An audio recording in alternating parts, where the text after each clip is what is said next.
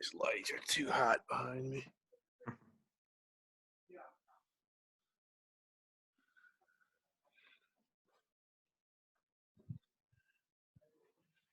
See, we're going through like a little home reno. Oh yeah. we were doing a reno when everything kind of hit the fan. So our house is like in total destruction mode right now. Great timing. I know. So I'm just trying to figure out. Well, there's not going to be too much foot traffic or any of that stuff going on. Cool. So for everyone's, we're doing this. We're live right now on Instagram and Twitter.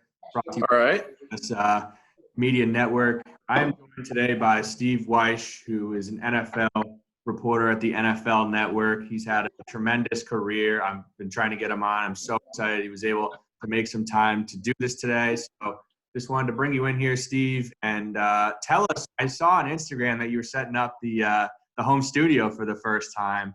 How has the whole quarantine and everything kind of affected you work-wise here? Yeah, I mean, a lot of different ways work-wise. I mean, one, we can't go into the studio, so we don't really have a central location. So like most people, we're operating from home, and that's created a lot of technical issues. You know, we can't really go live. If you see our broadcast, you know, we're doing some pre-recorded stuff. You know, we just don't have the technology to go there. We're being based in Los Angeles. You know, we're under a lot of pretty strict rules with the stay-at-home order. I'm just going to shut some blinds here to get some light. So I mean, there's a lot of things we can't do. I mean, we're not traveling. We can't get to places. So you know, it's made it difficult. So everyone's got to be more creative. You know, I'm fortunate that I was a long-time writer before. You know, I got into this business. So I've been writing articles. I've been doing things. I've got a big long form piece coming out on Tua Tagovailoa in a week or so, like a really long magazine style piece. I'll be talking about him tonight on Total Access. Yeah. But, you know, and that's the other thing, you know, you've got to come up ways to be relevant, you know, and so many of us in my age, I'm 53 years old, we think of TV or we think of newspapers or things like that. We've got to change with the times. So a lot of our reporting has to be social media and digital. So those of us who can adapt, you know, we're going to get swallowed up a little bit by this. But, you know, as you see, everyone's trying to find a way to be safe, do our jobs, relate to the public, relate to the fans, and understand everything they're going through as well. Sure. It's crazy. So I wanted to have you on here to talk about your career. Yeah. One thing I read that you wrote or said once was, you know, you try to remind yourself that 50 million people out there want the job that you have, and it kind of helps you stay grounded and you don't like listening to people complain. Can you just talk about that mentality, you know, how fortunate you feel that you are in this position and why it means so much to you? Yeah, it really does, man. I mean, in every day to this day, I wake up and say 50 million people want my job. There's a lot of people who are sports broadcasters and sports writers who complain about just the most minute stuff. Like, oh my gosh, you know, they didn't provide transportation to me someplace. Well, you know what? Then get an Uber, walk, do whatever. Sure. We are sports writers. We are not vital to the existence of humanity, so to speak. We're crucial. We're sports people. We're crucial in terms of we're messengers and conduits of information and insight, and things like that. But let's get a grip. I mean, you know, look, I grew up between Minneapolis and Missouri to a single mother.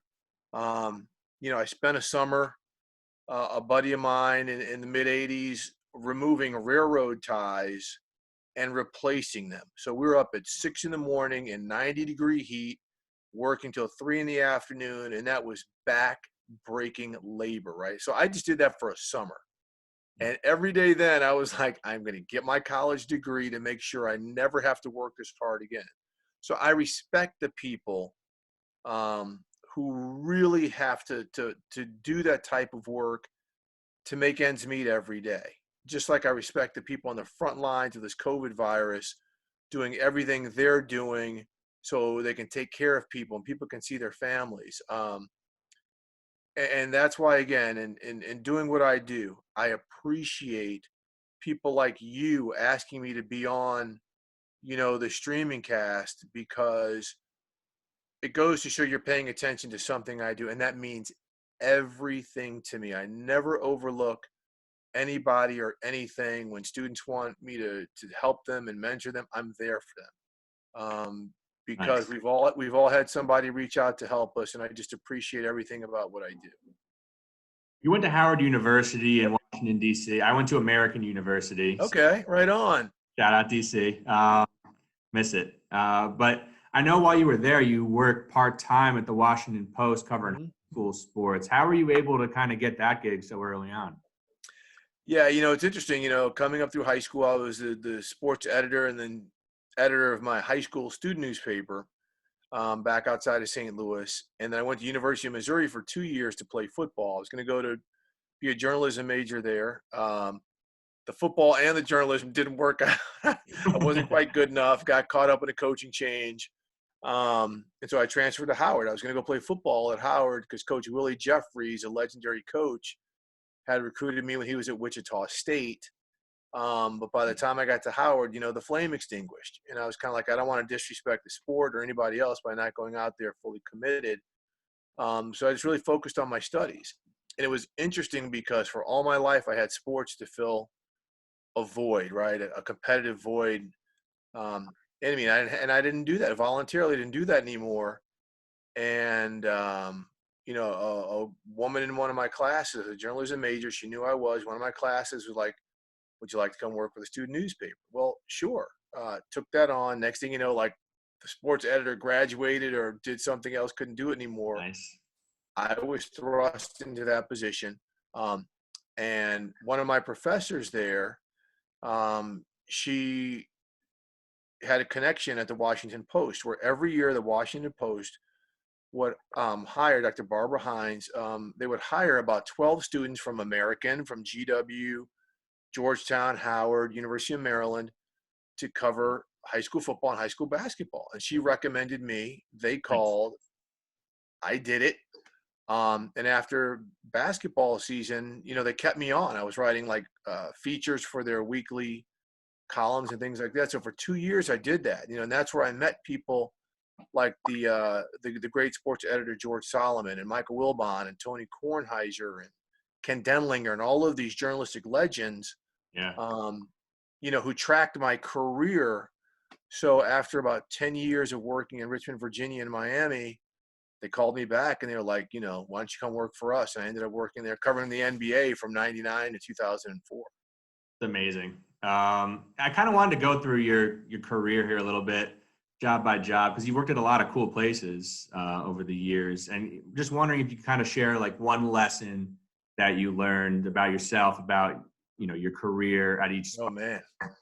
Let's start with Richmond Times Dispatch here. What was one lesson you took from that time?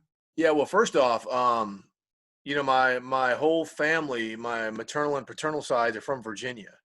Okay. My mother's from Roanoke, from outside of Roanoke, Virginia, in Southwest Virginia, and my father's from Hampton, Virginia, on the coast. So I had family in Virginia, and Richmond's about 90 miles from Washington, D.C. So when I had the opportunity to go work there, I had opportunities to go work in Miami and in St. Petersburg, but they weren't the jobs that I really felt that I was right for. So I was fortunate, I had opportunities for one, and I had options to kind of choose what I felt was in my pocket. Yeah. So I went down to Richmond, covered high school sports, and man, I was raw. Yeah. Not so much from the writing and the journalism perspective, but from the human perspective. I learned covering high school sports how damaging it could be to write something negative about a 17 or 18-year-old kid, or Mm. to question a high school coach who's out there working for, $1,000 stipend a semester about something he or she, look, you got to be honest in this and that, but to make a snide remark or something like that. So, the biggest mistake I made, and it's something I learned from, was they had this great basketball player named Kendrick Warren. And he was a big time D1 recruit. UNLV was on top of the world with Jerry Tarkanian back then. Nice. And so Kendrick was getting recruited by all these guys, and I kept getting phone calls saying that, hey, Kendrick's going to commit to VCU, Virginia Commonwealth, right there in Richmond. Mm-hmm. So one day I went over to the high school, and as I was making my way like to the principal's office or whatever to say, hey, I'd like to set an appointment with Kendrick Warren, I bumped into him in the hallway. Okay. And, I proceeded to start questioning him there. And so imagine being like a 16 or 17-year-old kid getting kind of ambushed. At the time I was 23. I was still very young. But I think because I didn't take the proper protocols, I wrote a big story. He told me he was committing. And then after the story came out, he was like, well, I wasn't quite sure. There's a lot of hemming and hawing. So it was a big deal. Mm-hmm. But I just learned the human element and how to really kind of go through the proper protocols at the time to finesse a story, to work a story. And I think I stepped on some toes back then, but I really learned a lot from that experience and never made that mistake again. Great lesson for everybody out there. Miami Herald, what'd you learn there? Oh my God. A million different things. Because, I went down there to start covering high school sports in Fort Lauderdale. We had a great staff. I mean, a lot of people I work with now, Judy Batista, who is the NFL Network, she and I work together. There's a Nice. lot of great reporters who kind of came through the Fort Lauderdale bureau, people covering the White House and stuff right now. But anyway, Wow. for high school sports and covered pro boxing, um, University of Florida football when Steve Spurrier was there, the Hurricanes for a season. Then I covered the Dolphins for a while. And again, I think the biggest thing is just the growth, all right? So you see me bouncing all over the place, but let's say I was dealing with an agent for the Dolphins, Drew Rosenhaus at the time. It seemed like he represented half the team. And I would write something, maybe questioning Drew or something like that, something that the team told me, and he's calling me up, crushing me and yelling at me. And, Yeah. so I'm learning I'm just having to work, I've been in this game for 30 years now, so I feel pretty good about how to finesse things and when to use nuance and when to go hard with a news story and things like that. But just a lot of learning of the business, a lot of learning of the people part of it, and the relationship part of it. One thing I tell young students is, look, when you leave college and you go to work, don't necessarily shoot for the big job at ESPN or something like that right out of the gate, or NFL Network, because you're going to be in an environment where you're dealing with 40-year-old people going through divorces and real life stuff and raising kids and having kids with maybe autism or something, things you've never dealt with before that are going to throw you and challenge you. Kind of go to smaller markets and make your mistakes like I did. Not everyone is me. Some people can come right into the big market, but just learning about humanity and how to navigate that is a real important part of it, because when I was in Miami, I met the woman who is now my wife, and we Wow. had kids down there, and I ended up covering the NBA. I mean, so I was on the road a lot. So I was learning how to navigate all that and life and children and when I was home, taking care of those kids because she was tired of watching them after I was gone on a 5-day road trip.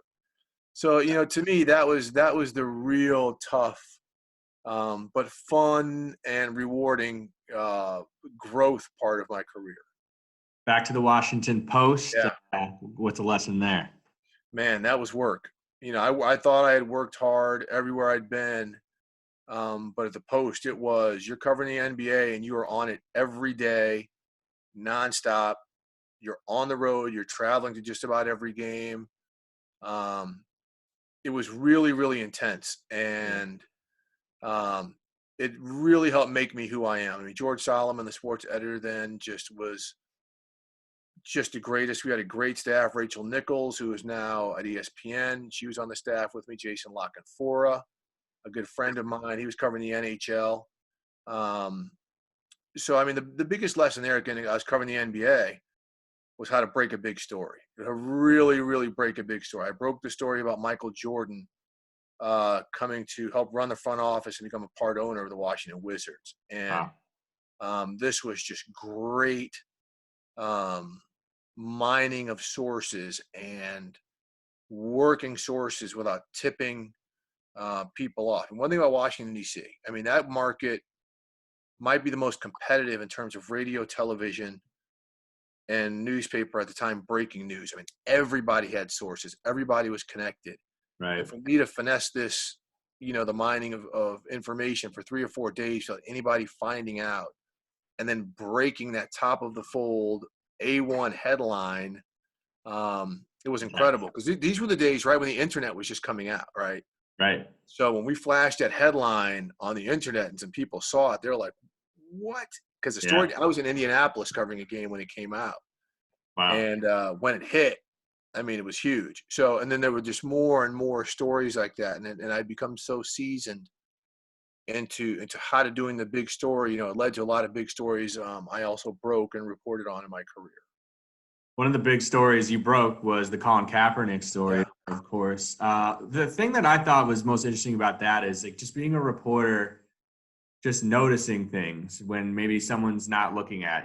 People were looking at the jumbotron and looking at the person singing. You noticed that Colin Kaepernick was kneeling during the national anthem. Just talk about those kind of instincts and just being able to observe kind of everything that's going on as a reporter. Well, it's instincts and it's dumb luck and it's also teamwork. I'm not going to take 100% credit for this. My colleague Mike Garafolo was before the game. He told me that he was speaking with somebody for the Niners. He lives in New Jersey, and he called me and told me, he's like, "Look, I was speaking with someone there," and they said, and so he's like, "I got to call you because keep an eye out because Cap might not stand for the national anthem." Because the first 2 preseason games he didn't stand, but he was in sweats, right? He was hurt. He had not been medically cleared to participate. So Mm. nobody really knew what was going on. Was he tying his shoe? Was he just, alleviating some of the stress from a knee injury? Whatever. But this was the game he was cleared. And it was the only reason I was at the game. They're playing the Packers in a 3rd preseason game. Chip Kelly was the coach. Everyone said this was the type of system that could revitalize Cap's career. Yeah. So I go there and I see he's not standing. So then I'm thinking, again, this is where experience comes in. I'm thinking back to his Twitter pages and social media pages over the summer where he really got into Black Lives Matter and was really outspoken about some of the police homicides of unarmed black men, Philando Castile and Eric Garner, and some of the things that were going on that summer. But this is also where me covering the NBA back in the 90s, where Chris Jackson, who converted to Islam, became Mahmoud Abdul-Rauf for the Denver Nuggets, held his head down Right. during the playing of the national anthem. So all of these instincts were triggered. And so I called my office and I was like, "Look, I may be off base, but in case I am on base, be prepared for this."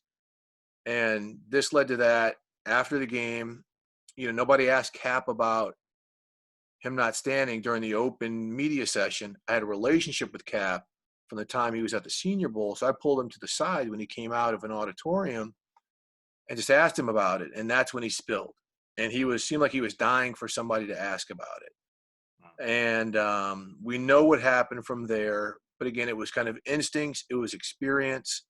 And it was a little bit of dumb luck. And like I said, my colleague, Mike Garafolo, helping me out there too, just kind of alerting me. And that's great teamwork, great camaraderie. And that's why so many people are so successful in this game and why we at our NFL media, we've got a great crew of folks where we share stuff like that because we trust one another. Yeah, that's interesting to hear because it is such a competitive world. You always hear, but people actually working together and sharing information with each other. Does that happen a lot? You see that a lot? It does. It does.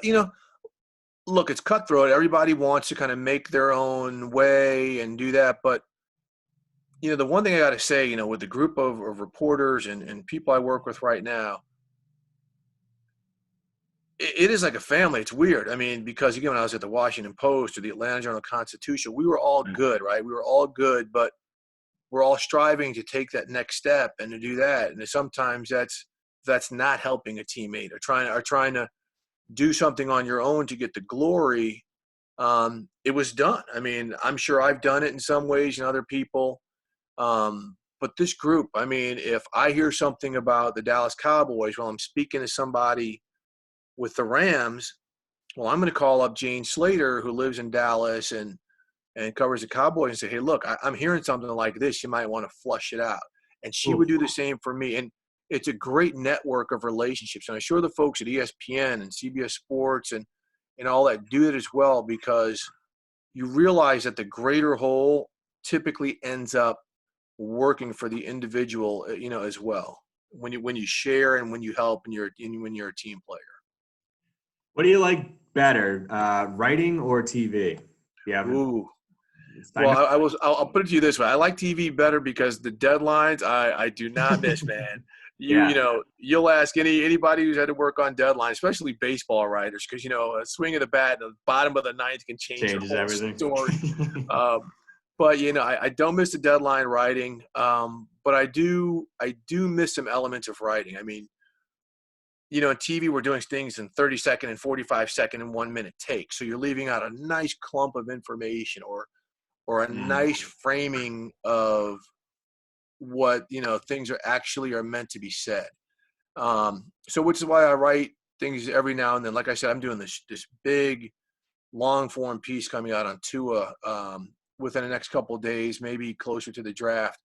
We're really painting a lot of different pictures of things going on in his life, and I really having the opportunity to really stretch my legs like that again. It wasn't hard, figuring it out and getting back on the bike yeah. and riding and coming up with the ability to write. But I mean, I really, really enjoy doing that. I don't like writing every day like I used to do.